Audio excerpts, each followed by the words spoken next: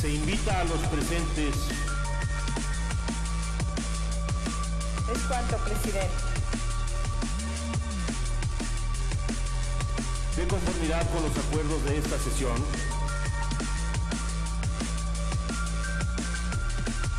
Cierres al sistema electrónico. Con su venia, presidente. Adelante. Pensé, y así había sucedido en la Comisión de Gobernación, que esta es una ley que une a la gran mayoría, una ley que consensa, y no imaginaba que vinieran a polarizar, y menos a polarizar con cosas en donde no tienen razón. Esta no es una iniciativa de Enrique Peña Nieto, no es una iniciativa de Enrique Peña Nieto, no es una iniciativa presidencial. Esta iniciativa se hizo de una manera muy diferente, es más, muchas iniciativas debieran hacerse como esta de la Ley General de Transparencia. ¿Cómo se hizo esta ley? Hay que entender el procedimiento. Si habíamos dicho que con el Sistema Nacional Anticorrupción era un triunfo de la sociedad civil, aquí yo diría que hay 3 triunfos de la sociedad civil. No solo porque la propuesta que vamos a aprobar es la propuesta que los académicos, las organizaciones de la sociedad civil llaman, es palabra de ellos, un logro histórico en la transparencia. No solo por eso, como también sucedió con el Sistema Nacional Anticorrupción, sino porque estuvieron en la mesa las organizaciones civiles y los académicos. Estuvieron en la mesa con el Senado porque decidieron que, a diferencia de otras leyes, no sería la presentación de un grupo parlamentario en particular ni del Ejecutivo, sino que sería construida por todos y por la sociedad civil.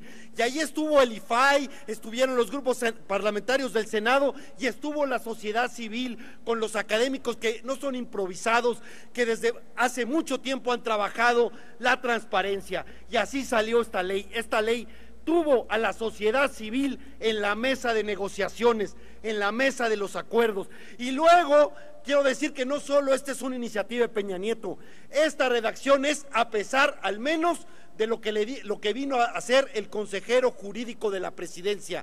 Sí hubo un intento de regresión, sí hubo un intento de atraso, sí hubo un intento de echar para abajo lo que habían acordado en la mesa. Y cuando llegaron las 80 observaciones del consejero jurídico, la sociedad civil, el IFAI, los grupos parlamentarios, la opinión pública no dejó pasar esas observaciones, no dejó pasar esa regresión que se estaba buscando, y ese es el tercer triunfo de la sociedad civil, que no permitieron la regresión, que no permitieron que lo que habían construido en la mesa se echara para atrás. Por eso la sociedad civil le llama a esto un logro histórico en muchos sentidos, porque además no desmerece de la reforma constitucional como ha pasado con otras reformas que se han hecho, en donde las leyes secundarias simplemente escamotean lo bien logrado. Y a diferencia del Sistema Nacional Anticorrupción, que es también un éxito y un logro de la sociedad civil, a diferencia de ese,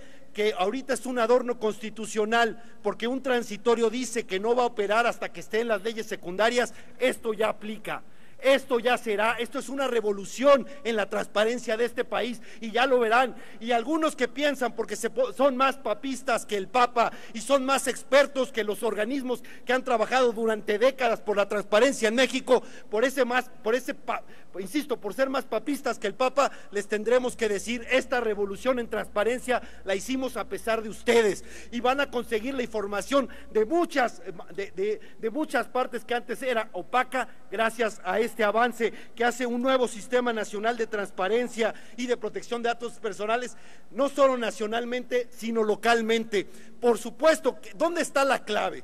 Porque aquí quien va a decidir es el Instituto Federal de Acceso a la Información. Es prácticamente inatacable sus resoluciones del Instituto Federal de Acceso a la Información, pues dependerá de que los consejeros estén a la altura de las circunstancias y efectivamente ejerzan su autonomía de acuerdo a los principios de ley de máxima publicidad, etcétera. Ahí va a depender, tienen un gran carro, por decirlo de una manera, dependerá de ellos que lo tengan a máxima velocidad y no vayan a 20 kilómetros por hora y no hagan la vergüenza que hicieron cuando no fueron a la Suprema Corte a ir a la acción de inconstitucional cuando en la ley Telecom obligaban a dar información confidencial sin ni siquiera orden de un juez. Esa actitud vergonzosa, en mi opinión, del IFAI, eso es lo que no debería ocurrir si ejerce sus atribuciones, como lo han hecho en otras cosas. En Tlatlaya, por cierto, defendiendo este dictamen frente a las observaciones del consejero jurídico, el IFAI estuvo a la altura de las circunstancias. Y en derechos humanos se ganó. Por supuesto que querían que no se dieran a conocer cuando había violaciones graves a los derechos humanos, y quedó de acuerdo a la posición de la sociedad civil, y no van a esperar a que la Comisión Nacional de Derechos Humanos determine. Ahí se logró, no hay tal castigo para los órganos garantes que den a conocer más información, como era la pretensión del consejero jurídico. Es decir, ganó la sociedad civil. ¿Por qué les vamos a escamotear este gran triunfo que puede haber? ¿Que hay pendientes? Claro.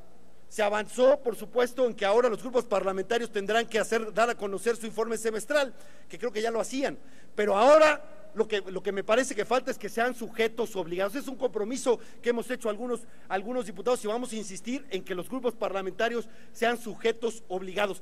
Hay algunas gentes de la sociedad civil que creen que ya lo son en una interpretación, ya lo decidirá el IFAI. Yo digo, quitemos toda duda. Y otro punto en donde tenemos que avanzar, lo que yo le llamo el transitorio de la confesión de parte, es el 13º.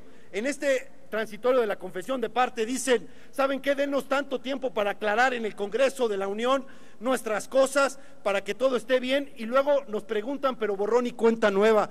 Pues la pregunta que van a hacer todos: ¿y qué esconden? ¿Por qué ahorita no pueden ser públicos? ¿Por qué ahorita no pueden ser transparentes? Ese transitorio de la confesión de parte a mí me parece vergonzoso, y creo que lo deberíamos quitar, pero deberíamos estar muy orgullosos de esto, porque hay una separación entre la sociedad y la política. Eso lo reconocemos todo. Pues esta ley salió de la sociedad, estuvieron, insisto, en la mesa y defendieron públicamente y con fuerza para que no hubiera los retrocesos. Así que voy a parafrasear a Mauricio Merino, que hablaba, aunque él hablaba y con esto termino, presidente. Mauricio Merino, cuando le preguntaron del Sistema Nacional Anticorrupción, le dio por citar a Pablo Milanés, y yo también quisiera decir lo mismo con esta, a pesar de que haré esas dos reservas que les dijo: no es perfecta, mas se acerca a lo que simplemente soñé. Gracias.